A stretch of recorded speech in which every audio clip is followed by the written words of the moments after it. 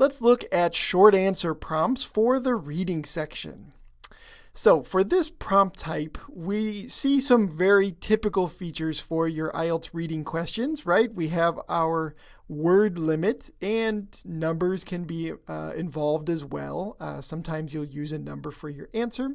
So we have to look for those, of course, very carefully when we get these question types. Okay, but your job for this question type is going to be to answer these questions. Okay, you're going to have some full questions to look at. So in number 1 here, what kind of root can grow away from the plant it feeds and produce a new above ground shoot? Okay, a direct question that you need to answer by getting information from the text. All right, we'll take a close look at these questions in a moment. Let's talk more about some keys to success for this question type.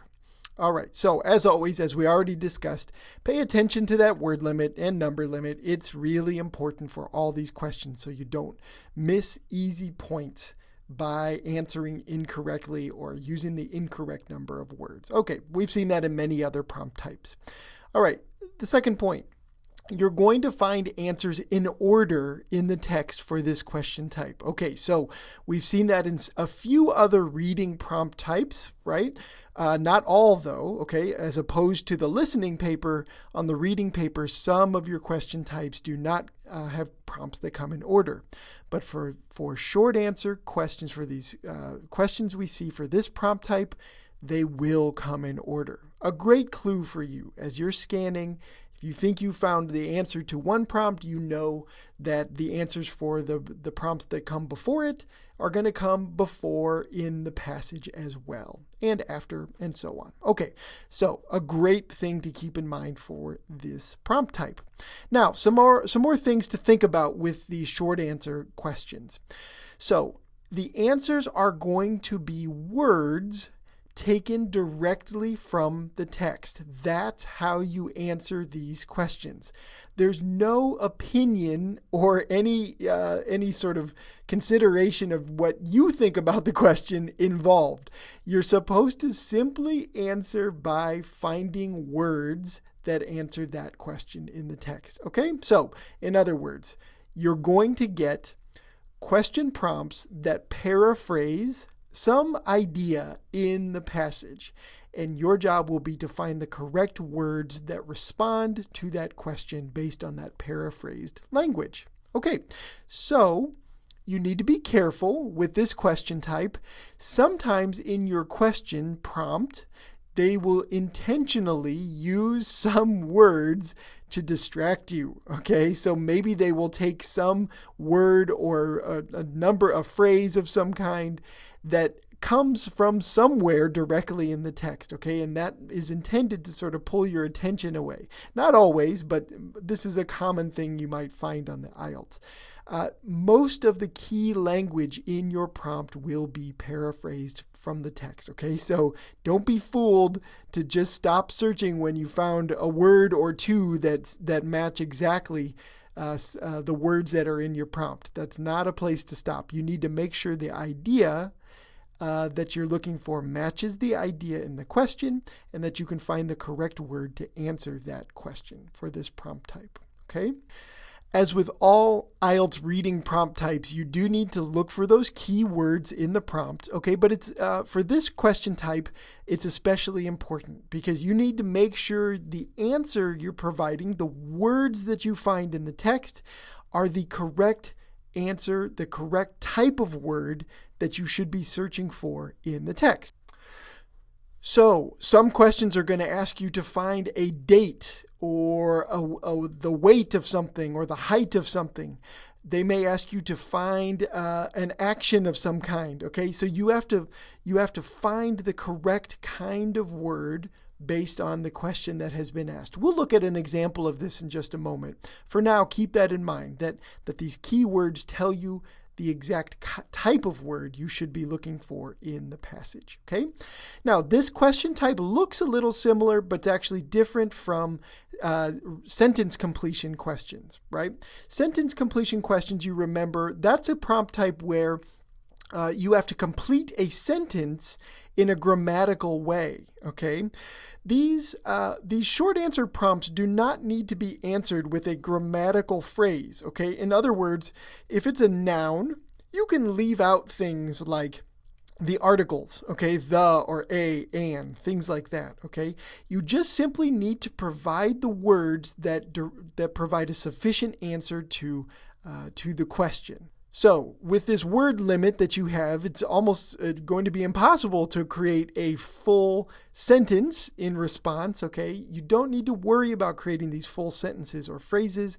You need to worry that you have answered with a word or a group of words that fully answers the question you're being asked. Okay, again, we will see an example of that. I'll provide an example when we do an example question to show you exactly what we mean by that, where you can omit some of the words. You just need to supply the most important or the most direct answer to the question. All right, now something to keep in mind, it may help you. Most of the answers to these short answer prompts tend to be nouns or noun phrases.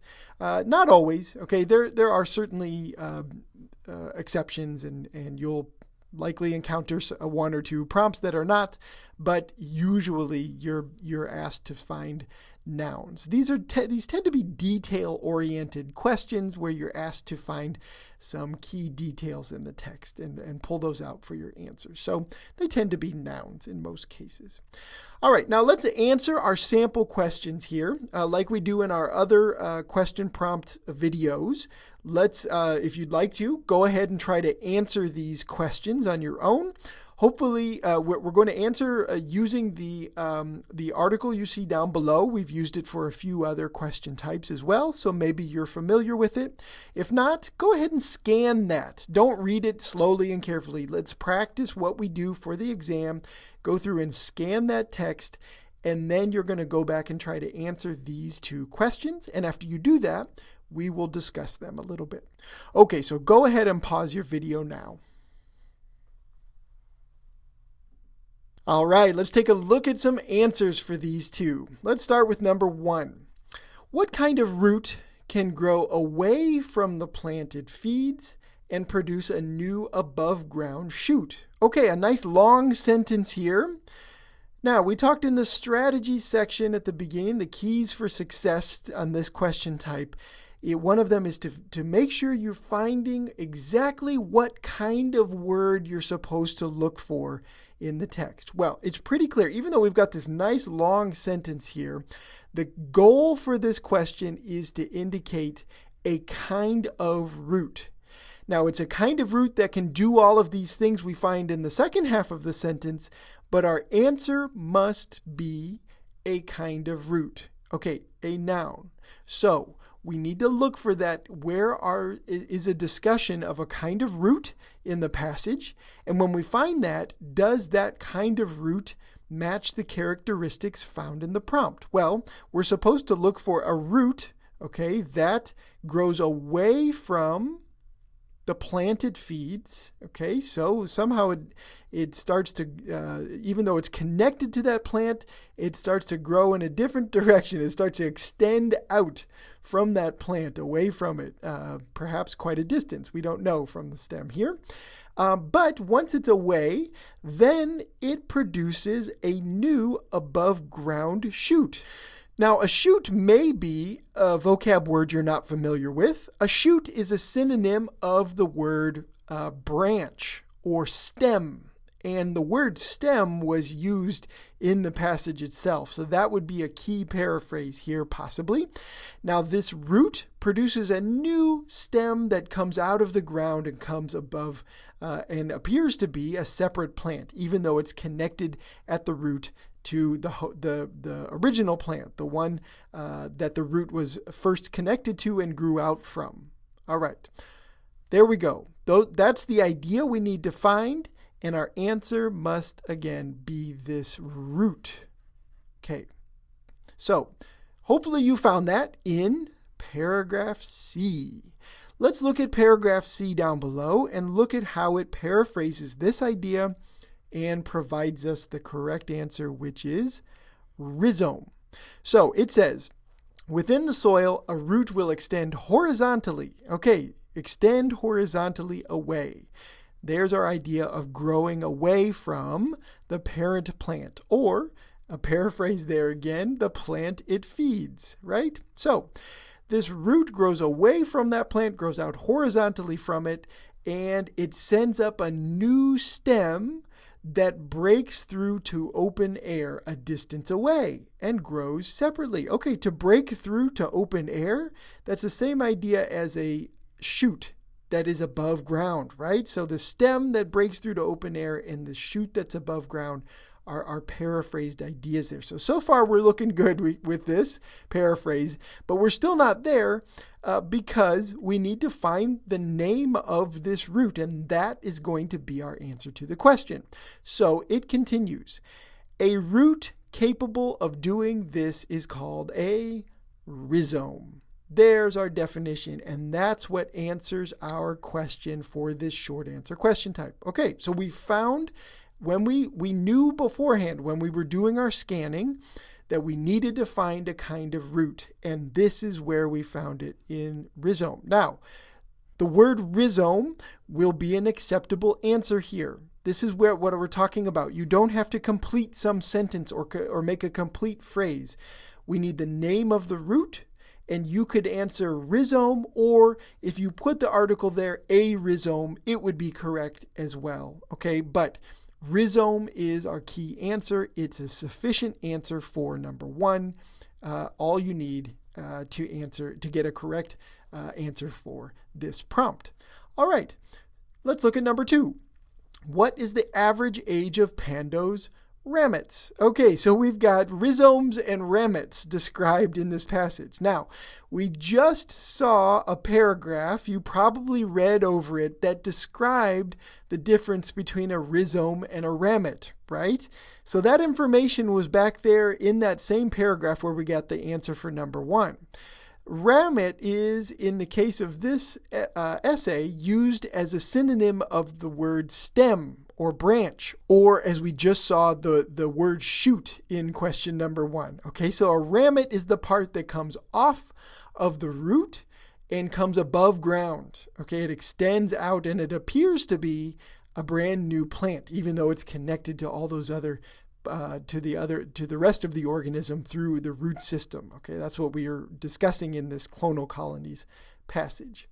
So that information is provided for you early, but then later in the whole essay, you're supposed to apply it in this question are surrounding this Pando organism, this organism thought to be possibly one of the biggest organisms in the world, right? Or the biggest possibly, right? Okay, so the question is, what is the average age? So our answer must be the average age of something. Okay, so in this case, we are pretty certain, right? We're going to provide a number as our answer. That's going to be what answers this prompt correctly. So that's what we're going to search for related to Pando. Now, we need to know what a ramet is. And if we know what a ramet is, then, and we learn that hopefully earlier in the essay, then we go to this paragraph on Pando and we find this sentence there. The average age of Pando's stems, okay, our paraphrase of ramet there, is 130 years. To get a correct answer here, your best bet is to write 130 years, since you can write two words, but 130 would also work as well, because we're just looking for that age of the average age of Pando's ramets. Okay, so again, a key here is that we recognize what a ramet is and that it relates to this feature on Pando, where it discusses very directly here that these stems are on average 130 years old. Then it goes on to say that its root system is much, much older than that, within a huge range of many years, but quite a bit older than 130 years. Okay, so you had to sort out all of that information. If you recognized that ramet and stem is a paraphrase, you knew right where to look for this answer for number two. Okay, so you see how you just need to find that information that's being directly asked of you. Usually you're asked to look for some type of noun, some detail that is a noun. It could be, again, something different, but that's generally what you should expect for these short answer questions. So let's review. All right, so for short answer questions in the reading paper, they will come in order, which is a great help for you as you're scanning for answers and trying to search for them. The answers will be words taken directly from the text, okay? It's the question prompt that's going to be paraphrased for you, and you need to answer that question directly with words from the text by searching for the same idea mentioned in the passage and those words that answer the question directly. You need to make sure you read the question very carefully to determine those key words to search for in the passage, as you do with all IELTS reading question types. For short answer questions, you just need to supply that one word or that short phrase that answers the question completely. You don't need to worry as much about the grammatical features of that phrase, like you would with a sentence completion question, for example. Okay? Most of your answers, as we've discussed already, are going to be nouns or noun phrases. Of course, as I said before, you could find exceptions to that, so don't expect they're all going to be nouns, but that's typical for this question type. Okay, so that's an overview on these short answer reading questions.